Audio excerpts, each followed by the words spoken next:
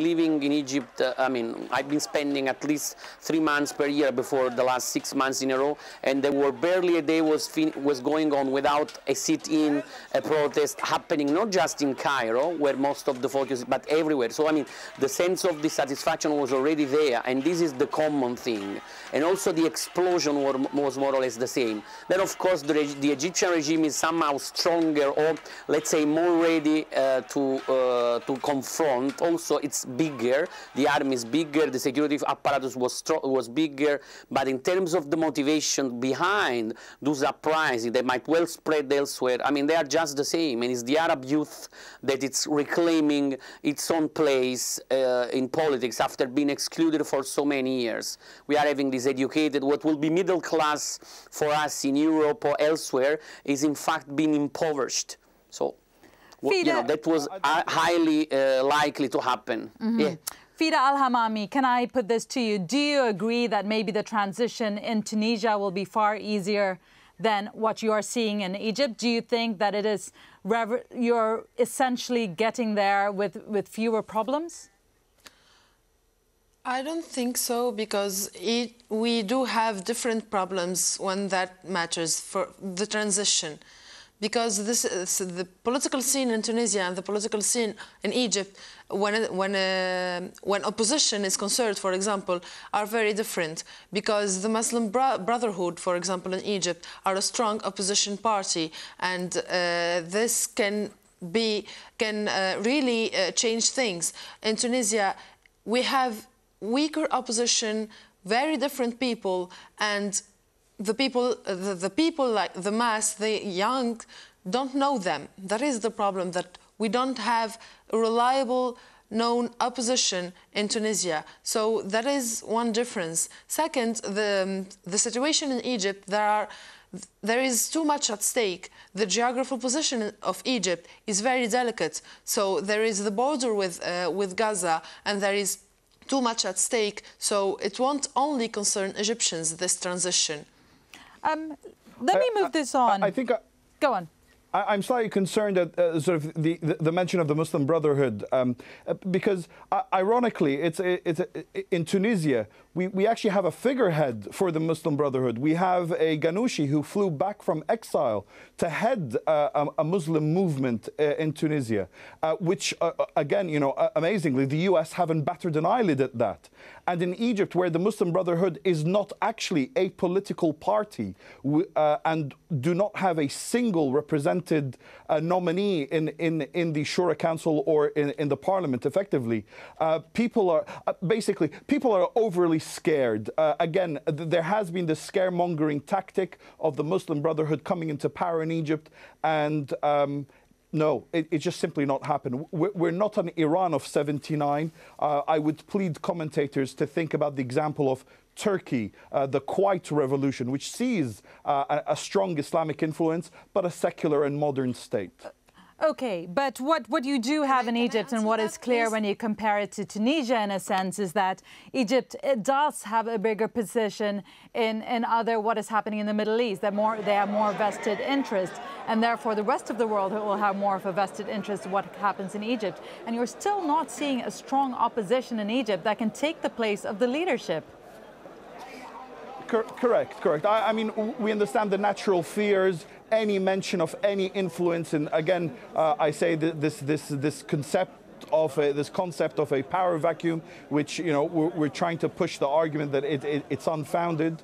So we understand why these natural fears come along, but I think a more careful analysis, just looking at the way the protests have unfolded, the messages, the unification across the Egyptian people, you know, we plead to people to really look into it and see that there is no one distinct regime trying to take control. And again, in terms of the opposition, we actually do have a relatively well-positioned opposition, but who are hampered through the state media and through the Suleiman process. Or VP Suleiman basically saying, I'm willing to open negotiations, but the under-the-table messages are, don't try your luck with me.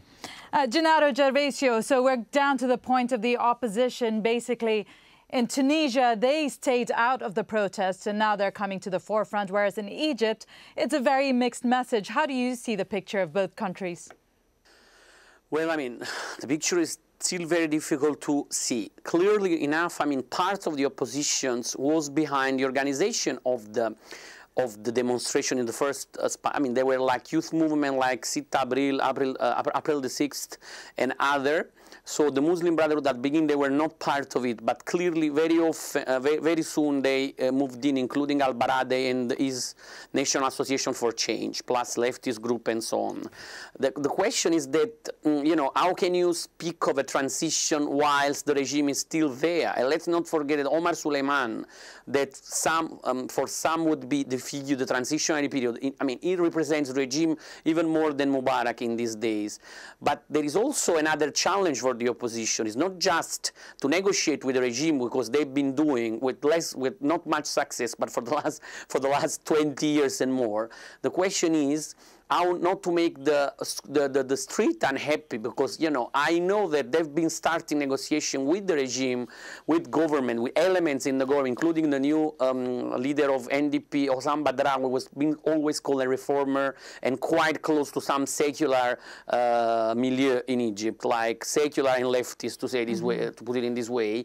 But, you know, whilst Mubarak is still in power, I mean, so maybe the popular demand, you know, they have also, they are a challenge for the opposition in order not to make them unhappy, because for what I understand, the opposition might well decide to negotiate with Omar Suleiman towards the next elections. I mean, but at the moment, this is not what the Tahrir Square is asking for. So it's, there is a double challenge, you know, how to negotiate with the regime, and also how not to make too much, how not to widen the distance between the street and the people, the representatives of the opposition. Plus, it will be interesting to see whether there will be an emergence of new, younger leadership within the opposition, the one that emerged from the street politics, to put it in this way.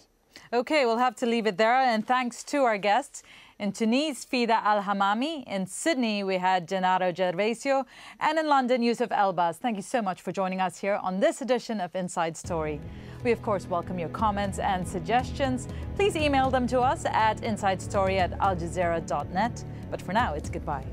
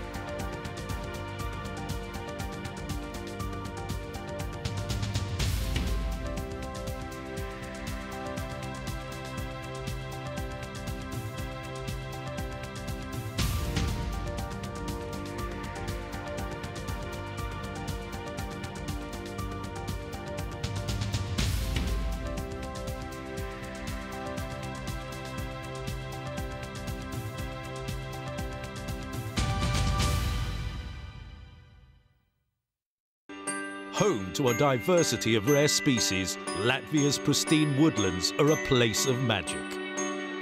But with a strained economy and an eager market, forests are rapidly perishing, and with them their inhabitants.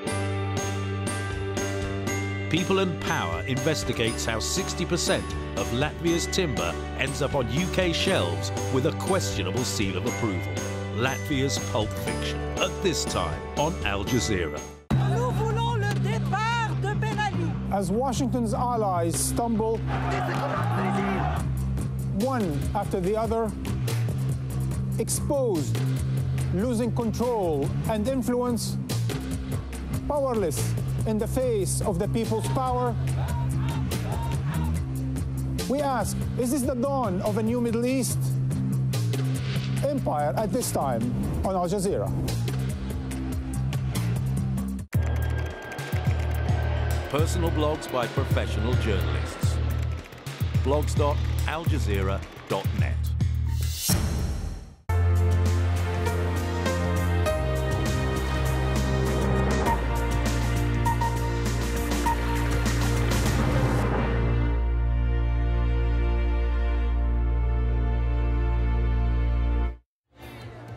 Protesters refused to budge despite talks between the Egyptian government and opposition groups.